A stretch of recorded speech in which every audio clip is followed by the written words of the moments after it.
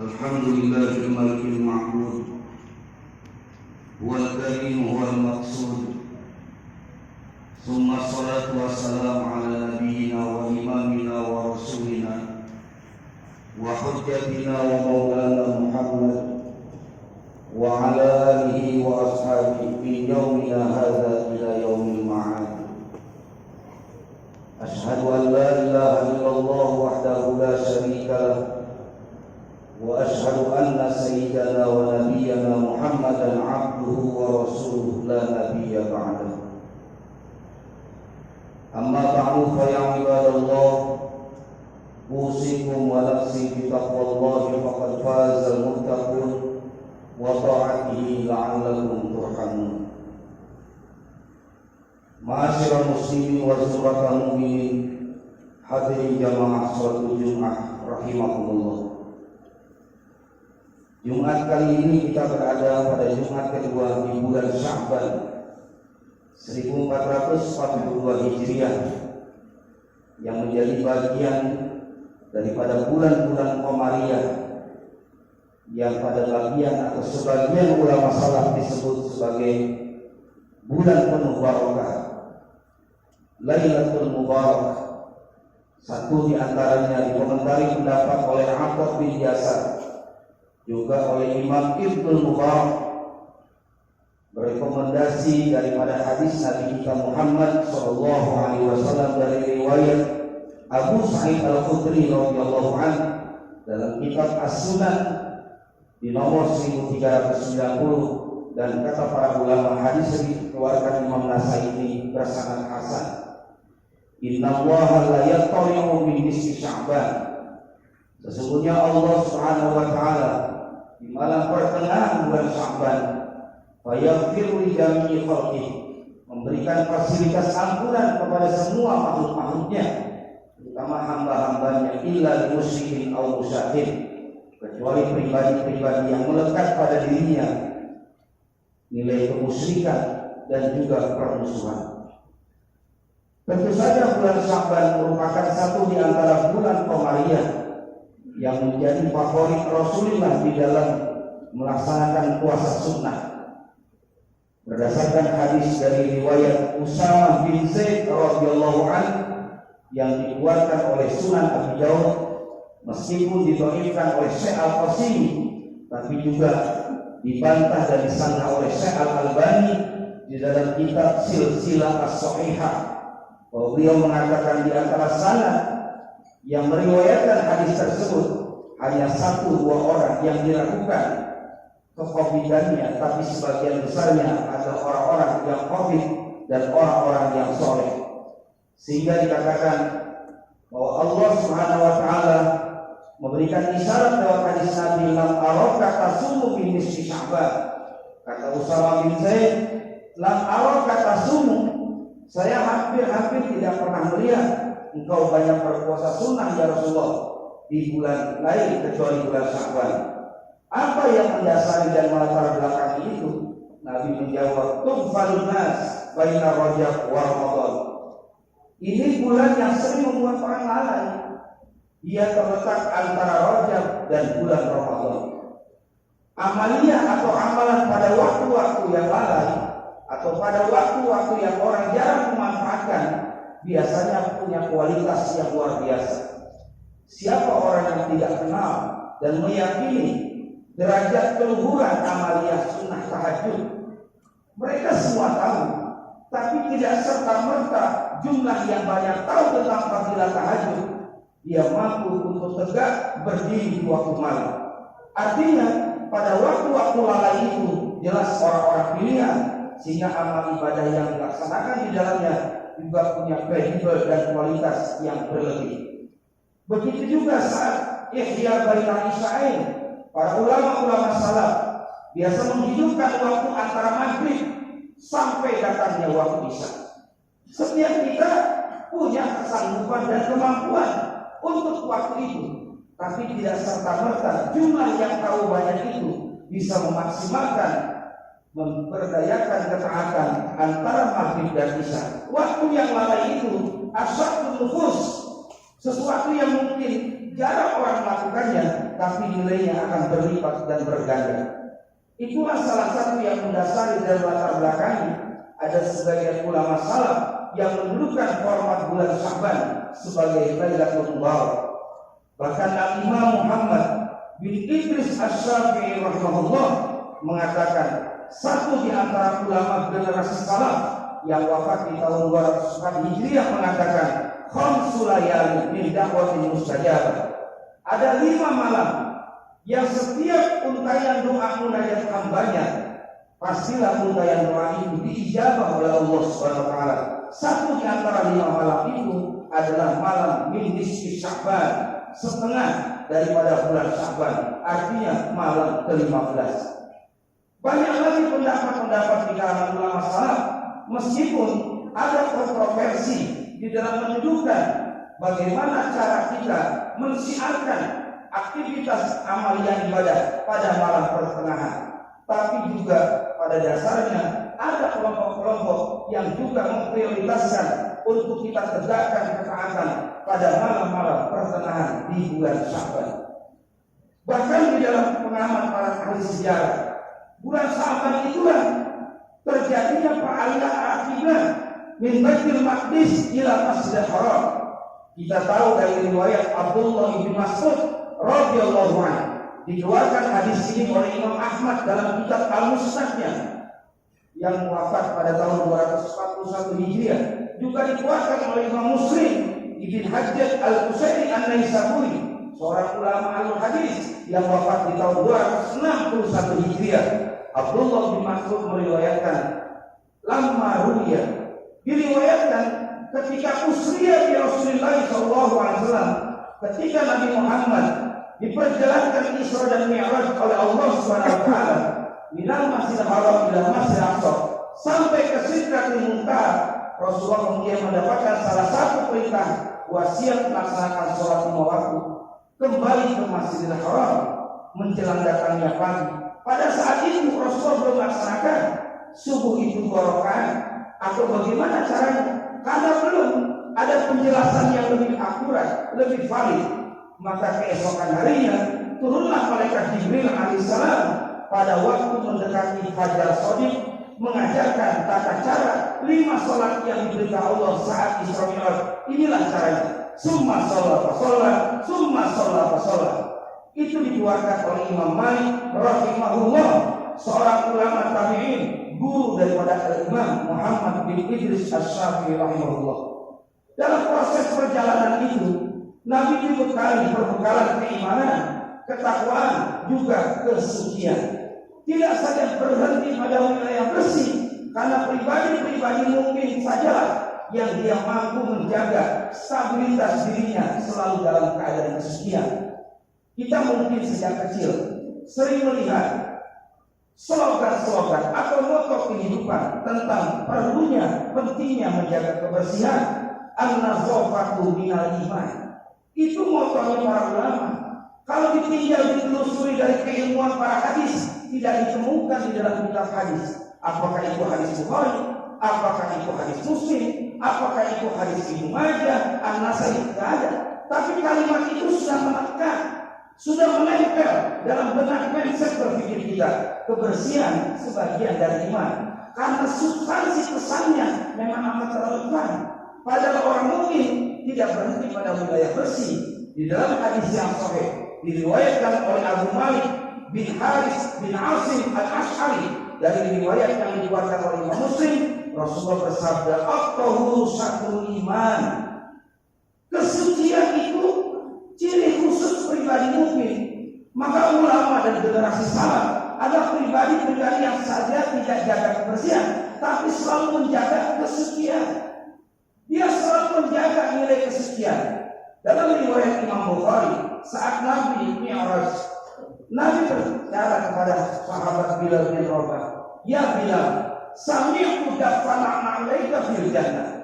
Aku mendengar suara terompahmu di depan pintu surga. Ala adullukum min amalikum? Kalau boleh saya tahu apa yang menjadi favorit engkau sehingga terompahmu pun hatta engkau masih ada di bumi tapi sudah terdengar. rompahmu di depan pintu surga. Maka dia mengatakan tahiyatul wudu, saya hanya bisa memaksimalkan apa yang saya mampu ya Rasulullah, menjaga wudu. Karena apa dan kapasitas saya tidak seperti Abdurrahman bin Auf yang melimpah ruah hartanya sehingga dia bisa memaksimalkan amanah Allah itu dengan sedekah jariyahnya. Saya hanya orang novia, saya hanya orang pinggiran di antara mereka. Saya hanya bisa mengkualitaskan pada diri saya nilai-nilai kesucian. Artinya sahabat bilang biasa menjaga wudu. Jadi kaum muslimin, mukminin, mukminat tidak berhenti pada wilayah bersih, tapi juga bagaimana selalu menjaga nilai-nilai kesucian. Apalagi dalam suasana pandemi, tentu saja kesucian yang dituntut tidak saja suci secara zahir, dalam artian suci tangan dan kaki saja, tapi sucikan juga mindset berpikir kita, nalar kita. Kenapa Allah mengatakan wa man nu'ammirhu nunakishu fil khalqi afala yaqilun?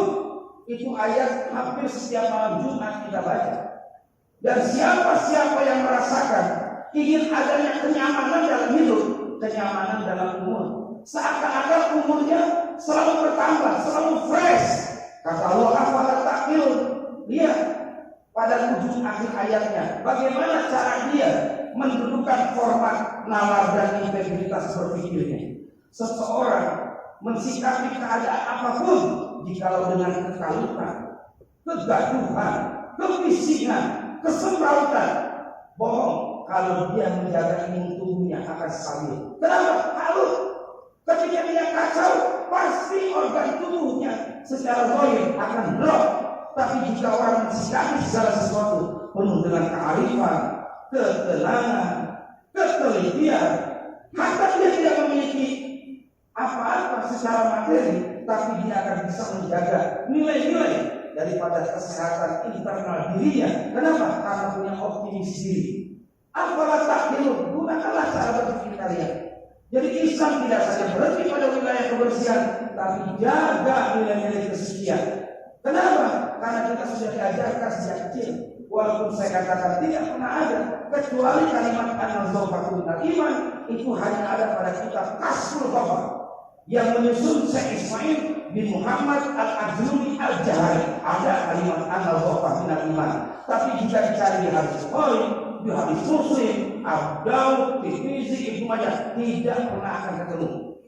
Bulan Sa'ban salah satu bulan yang memperbanyak Rasulullah amaliyah ibadah puasa di dalamnya. Bahkan bulan Sa'ban disebut Tufal Nas, bulan yang banyak membuat orang lalai.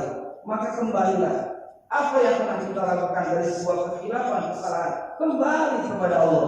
Kata Sayyidina Ali radhiyallahu anhu, la tufalu, tidaklah menimpa sesuatu kaum illa bizunub, kecuali sebab dosa, dan tidaklah turun terus menerus musibah bala yang berkepanjangan illa bitaubah, kecuali dia mau kembali kepada Allah.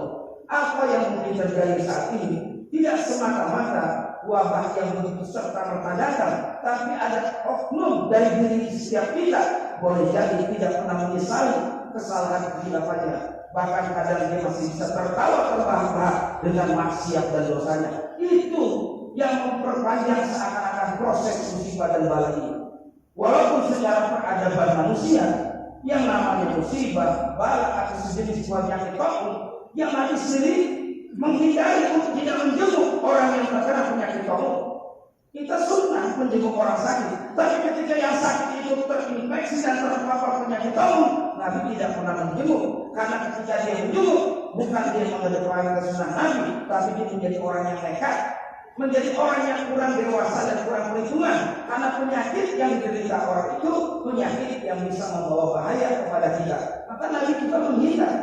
Dan itu terjadi pada masa kekhalifahan Umar bin Khattab di tahun 17 Hijriah di kawasan negeri Syam, di mana Umar bin Khattab menunjuk seorang gubernur bernama Sayyidina Ubadah Al-Jarrah. Dan Ubadah Al-Jarrah pun akhirnya wafat terkena wabah taun.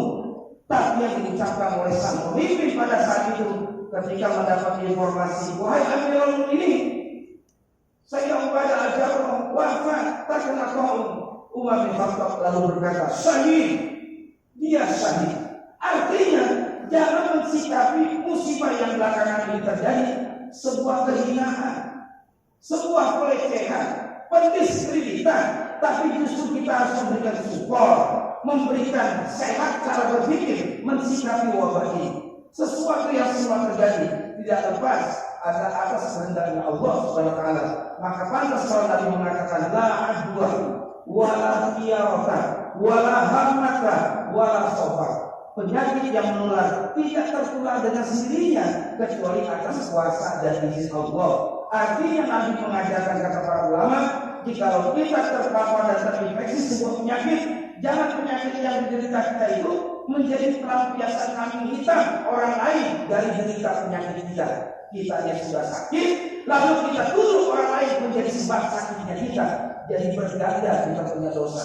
Padahal kita ingin kembali kepada Allah sebagai upaya untuk menekan dan meminimalisir wabah yang sudah cukup lama menerpa bangsa di dunia semuanya, terutama di negara kita. Mudah-mudahan di bulan Sya'ban kita senantiasa bisa kembali kepada Allah, memperbanyak istighfar, memperbanyak sedekah dan jariah, satu dengan yang lain, membangun satu kekuatan di antara kita sebagai sesama umat Nabi Muhammad SAW dan sesama sebagai anak bangsa yang mencintai negerinya. Mudah-mudahan Allah keluarkan kita dari musibah menjadi negeri yang barakah dan thayyibatun warahmatullahi. Amin Allahumma amin. Inna salakalam wa abiyanan nizam kalamullahi al-qayyum dzul jalali wa ikram. A'udzu billahi minasyaitonir rajim. Inna iddatas syuhuri indallah isna asyara syahran fi kitabillah yauma khalaqas samawati wal ardh minha arba'atun hurum. Barakallahu lakum fil Qur'anil 'azim wa nafa'ani wa iyyakum bima fihi min al-ayati wa dzikril hakim wa taqabbala minni wa minkum tilawatahu innahu huwas samiul 'alim fastaghfiruhu innahu huwal ghafurur rahim. Allahumma shalli 'ala sayyidina Muhammad wa 'ala ali sayyidina Muhammad.